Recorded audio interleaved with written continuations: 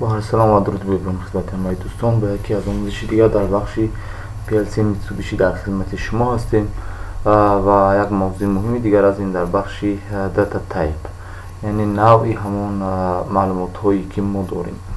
در اینجا یک جدولی که پیشنهاد شده که از طرف همین مینوال این خودش هم گفته است که اینو همه نمودی داتا تایپ یونیورسال هستن، یعنی در همه جا هستن. شما کدام PLC را که میخواهید که اگر برنامه نویسی کنید همین نوعی تیپی همین چیو داتا هستن، یعنی هم معلومات ها همین نمود هستن. خب معلومات های ما کدام نمود میتونن بدن در وقت برنامه نویسی؟ سر اول این نوعی BT است. خب نوعی BT چیست؟ این معلوماتی که فقط دو حالت دارد، یا حالت نول یا که یک، یا که فالس و ترو. نمودش نوعش هم بینید اینجا بولیان داتا است و اینها مثال فرض کردیم ما ورودی هایی که داریم، همون ایکس هایی که مثال ما داریم یا که اینپوت هایی که ما داریم یک کلید باشه یا که اگر تکمه باشه، ما وقتی که تکمه را زیر میکنیم همون بیتی ما یک میشود و دست باید بوله همون تکمه کنوکه میکنیم باز نول میشود. یا که ما یکان ریلی را میتونیم روشن کنیم و خاموش کنیم. یک ریلی را روشن کردیم اون یک، یعنی خاموش کردیم نول. یا که یکان چراغ باشه، هر چی که باشد که دو حالت داشته باشد این نوعی بیتی است، یعنی آن آف. ما بسیارتر هم از همین نوع استفاده می‌کنیم در وقت برنامه نویسی، چون که ما منطق در آنجا بسیار به نظر میگیریم و نوعی بسیاری از عملکردی که در برنامه هست داتاشون نوعی بیتی هستند. خب دویم نوع از نوعی ورد، این هم بینید و دسکریپشنش هم اینجا گفته است اینتیجر. خب ورد چگونه است؟ بینید از منفی 32,000، این اساسا در PLC میتسوبیشی اینجا گفته است، در دلتا با فکر ما از 35,000 بود، از مینوس 32,768 تا 32,767. یعنی شما اگر معلوماتی داشتید که نوعی بیم اینتیجر است، فقط از منفی 32,768 تا 32,767. ما اگر اینتیجر نوعی بوتون گیریم، اما بوتون ما از یک سر می شود، بوتون ما منفی نداریم، بوتون منفی.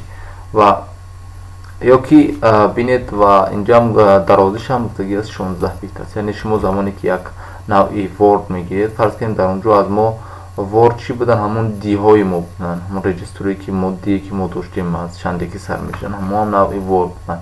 و باز داریم دوبل ورد، یعنی دو چینکه هم یک ورد که ما قبلا هم در بارش گفتیم که ما زمانی که از نوعی دوبل استفاده میکنیم، دوبل ورد استفاده میکنیم، دو چینکه اونجا ما دو تا رجستر حتما میگیریم و بینید درازش هم 32 بیت است. مثال فرض کنید من میخوام که معلومات داخل D10 بریزم و D10 نوعی دوبل ورد میگیرم، حتما معلوماتی من هم تعلق به D10 و هم به D11 دارد، یک تا بالا از اون حتما. ما اونجا هم قبلا هم میره گفتگی بودیم. و باز نگاه کنید، باز ورد داریم که unsigned بیت string 16 بیت. خب میتواند که انا این نوعی که ما در اینجا داریم بوتون، بینید میتواند که همین ورد ما فقط نوعی چی باشد. اونجا اشتباه هم گفتم، یعنی زمانی که ما این نوع استفاده میکرده بودیم نوعی ورد unsignedش به علامت، یعنی فقط مثبت اگر باشد از 65,535، یعنی این هست، یعنی همش هم یخیل بدن، چی در PLC دلتا و چی در میتسوبیشی هم بینید قیمتش هم از 65,535، این هم درست هم دقیقا هم خیلی هست. و باز این هم 16 بیتی است، یعنی همین وردی که ما داریم باز اینجا بود منفیش، یعنی از منفی هم نوعی منفی هم میتونه بودد که اینتیجر اگر باشد و میتوند که unsigned باشد. باز اینجا بینید signed داره. خب اینجا علامت داره، هم منفی میتونه بودن هم مثبت، اما زمانی که به علامت فقط مثبت که باشد میتوند که از 0 تا 65,535 قیمت باشد. یعنی شما وقتی که یگان حساب کتاب انجام میتید، یعنی یگان عمل اجرا میکنید و اگر همون قیمت های شما از بین همین باشد، شما حتما که نوعی ورد باید انتخاب کنید unsigned. اگر که یعنی این نموده unsigned، اگر که نوعی شما هم منفی داشته باشد و هم مثبت، شما مجبورید که signed استفاده کنید. و باز بغیر اینها هست فلوت، یک نمودی از دوی دیگر اشعاری که ما راسیونالی شما میگیم اون را фарз кунем мисол 1/2, 2/3 касрои даҳие ки ҳастанд ва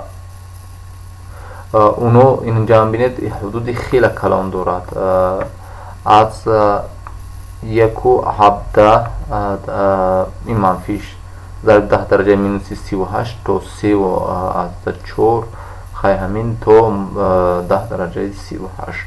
хуб инам бинед бити инҷо 32 бит аст. ҳатман ин 32 бит аст. вақте ки шумо як регистра фарз кунем регистри 20 гирифтед ки навъи флотуна таъин кардед, ҳатман ба назар гиред ки 21 дохили он ба он тааллуқ дорад. 20 21 ва боз як намуди дигар дорем ки стринг аст, ин сатри аст ки ино бастагӣ дорад ҳамон 50 characters ки дар онҷо буд, ҳамон ҳарфҳои ки лотине ки ҳаст 50 то дохили ҳамон ҳастанд.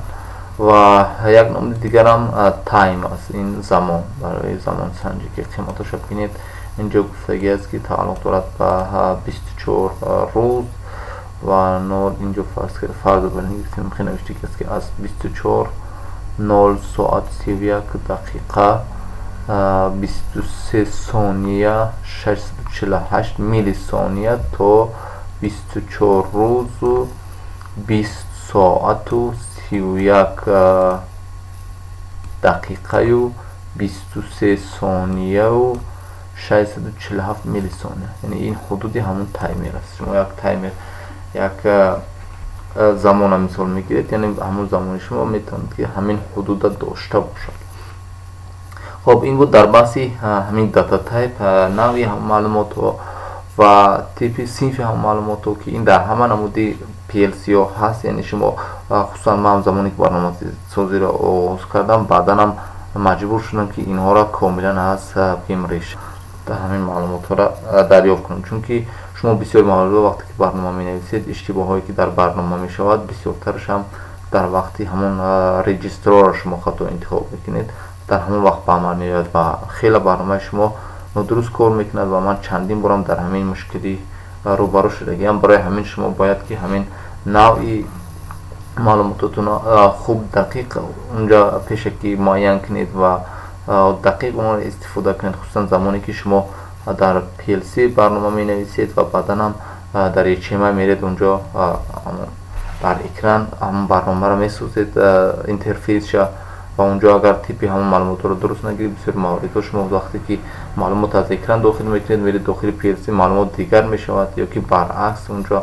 аз ҳамин ҷиҳат ки ҳамин мавзӯъ ҳам хеле муҳим аст, шумо намуди маълумотҳоро ҳатман дата тайпҳоро хуб пешакӣ бояд ки омӯзед.